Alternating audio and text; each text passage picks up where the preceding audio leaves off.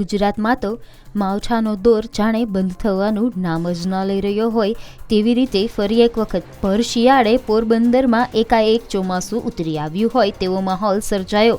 વહેલી સવારથી જ શહેરમાં કમોસમી વરસાદ વરસતા રસ્તાઓ પાણી થઈ ગયા।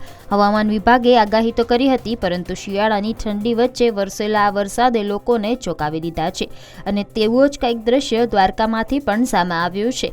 દ્વારકામાં પણ ભર શિયાળે માવઠું આવતા ખંભાળિયા અને કલ્યાણપુર ગ્રામ્ય વિસ્તારોમાં કમોસમી વરસાદ નોંધાયો છે અને શિયાળાની ઠંડી વચ્ચે ચોમાસા જેવો અનુભવ થતાં કમોસમી વરસાદે જગતના તાતની ચિંતામાં પણ વધારો કર્યો છે।